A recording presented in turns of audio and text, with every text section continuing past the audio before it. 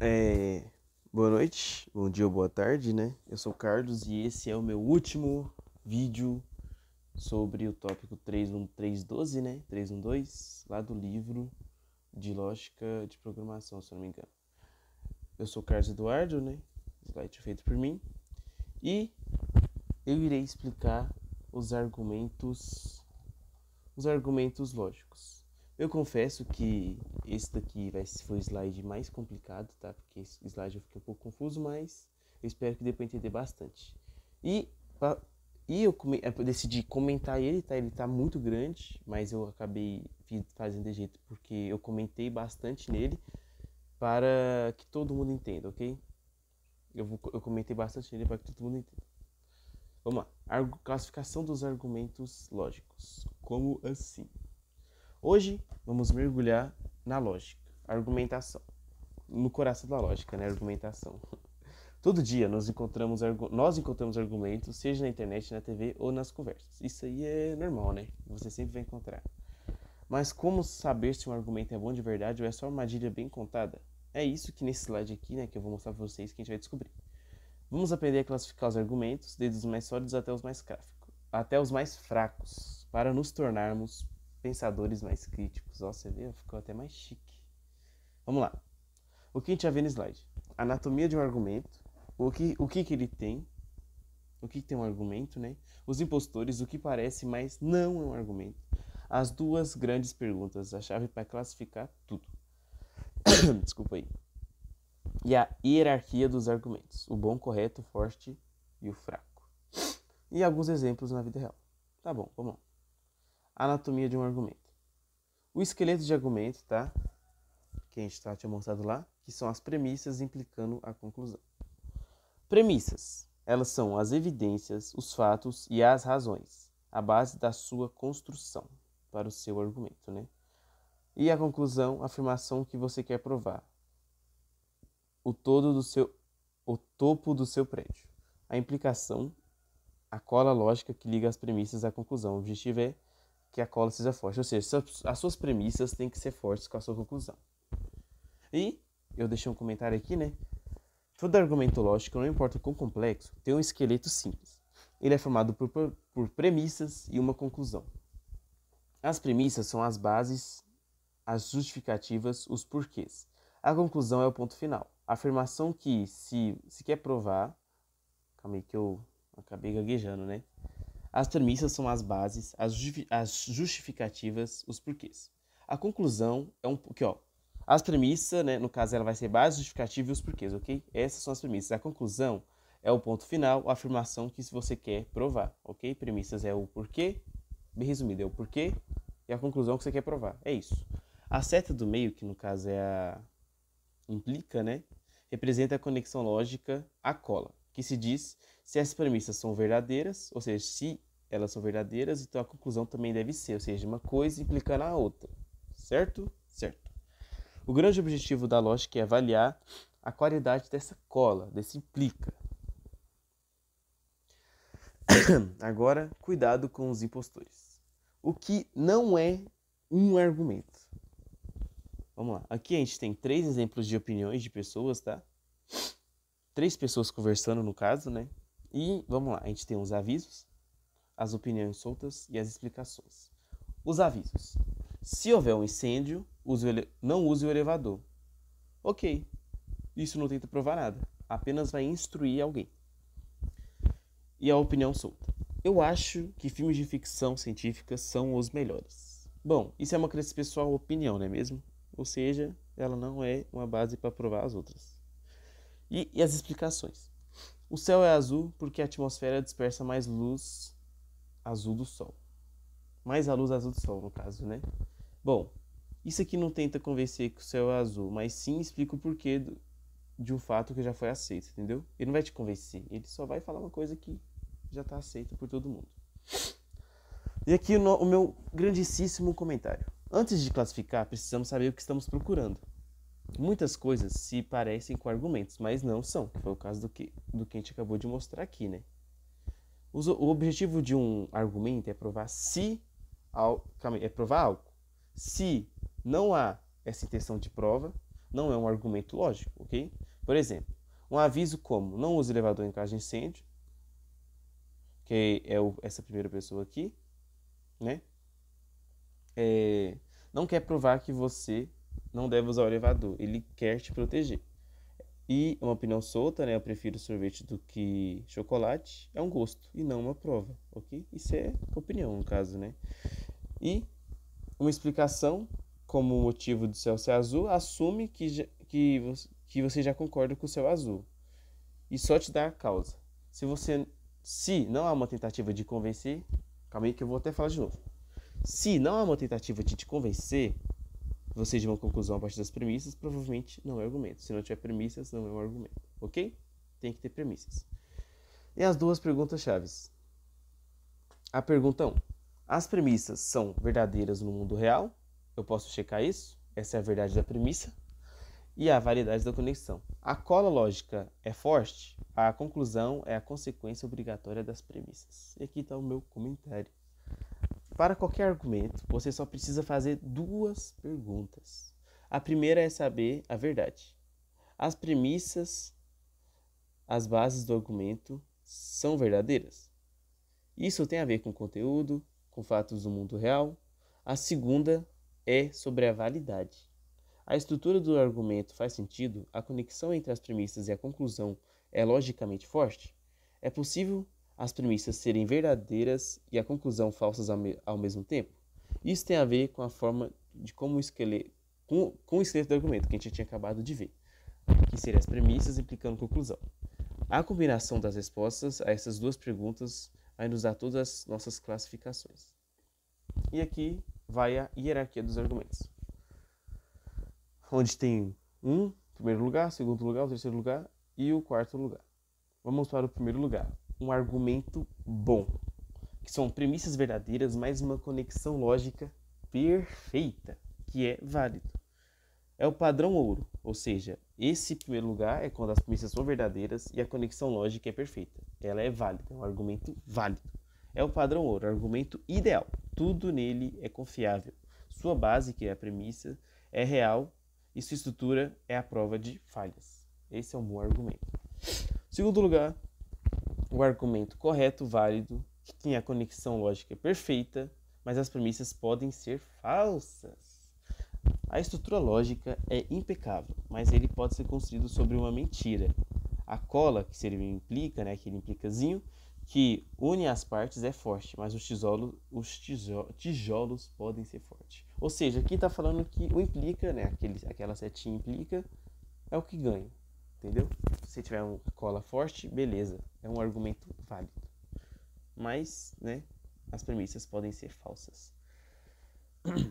No terceiro lugar, o argumento forte, conexão lógica imperfeita. É inválido, mas é muito convincente, ok? A conclusão não é 100% garantida pela lógica, mas é extremamente provável. É o tipo de um bom argumento que mais usamos na vida real, baseado em fontes, evidências. E por fim, o quarto lugar, né, que é o fraco. A conexão lógica é imperfeita e nada convincente. É o argumento furado. As premissas mesmo que verdadeiras não sustentam a conclusão de uma forma minimamente aceitável. É que nem você quer provar alguma coisa e não tem um argumento para isso. É isso que está falando. E temos aqui o correto versus o bom. A diferença crucial, que é a estrutura versus a realidade. Exemplo de correto, mas não bom. Todos os gatos são répteis. É uma premissa falsa. Mimi é um gato. A premissa é verdadeira. Portanto, Mimi é um réptil. Ou seja, a conclusão é falsa. Isso aqui é a base, né? Todos os gatos são répteis? Não. Claro que não. Mimi é um gato? Beleza, é uma premissa verdadeira. Portanto, Mimi é um réptil? Claro que não. Ou seja, esse argumento que tem as premissas verdadeiras, mas tem premissas verdadeiras, mas a conclusão é falsa.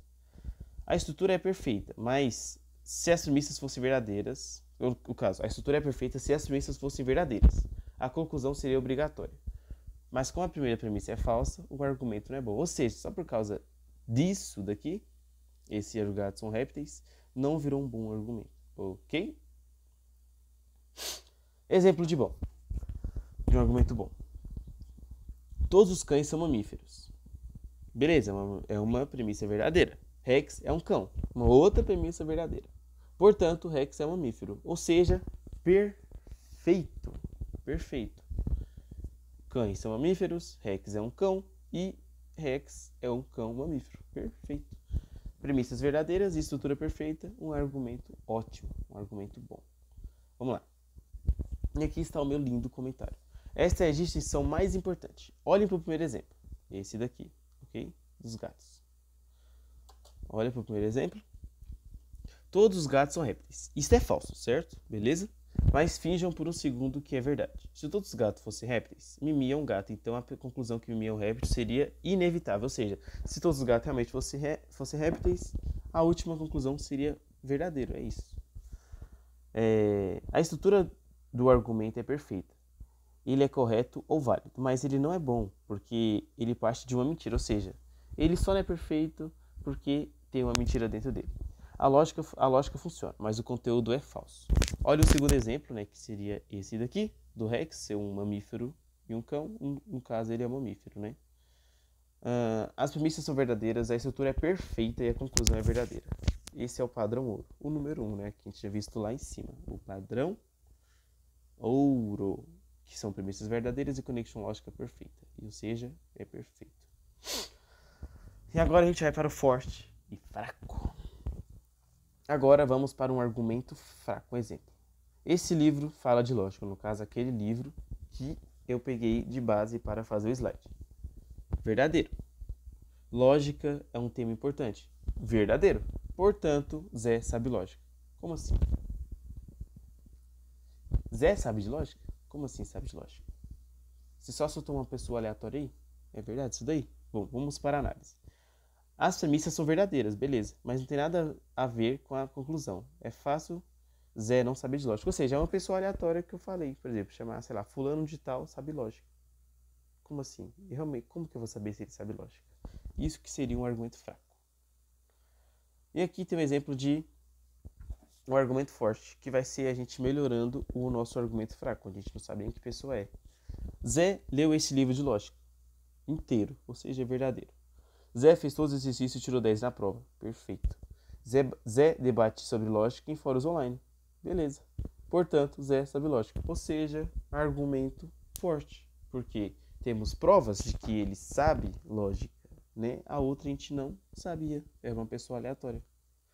A conclusão ainda não é sempre garantida. Ele pode ter colado, mas é muito provável. É um argumento forte, ok? Olha o primeiro, do argumento fraco, né? Vamos voltar aqui em cima para você entender. Sobre o livro de uma pessoa aleatória que a gente nem sabia. As premissas são verdadeiras, mas a conexão com a conclusão é muito fraca.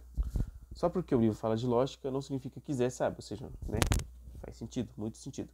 A conclusão não se sustenta. Agora olhem para o segundo, do Zé que ia até para os... tirou 10 na prova, foi ler o livro e ainda discutir com fóruns online. Cadê? Nós não mudamos a conclusão, mas adicionamos premissas muito mais relevantes. Ele leu o livro, fez exercício, debate online. A conclusão que ele sabe de lógica ainda não é perfeita, beleza. A estrutura não é perfeita, então o argumento ainda é incorreto. Mas ele se tornou muito mais forte e convincente. Ou seja, se você tiver mais, resumidamente, né, exemplo aqui, se você tiver mais provas, você consegue ter um ótimo argumento.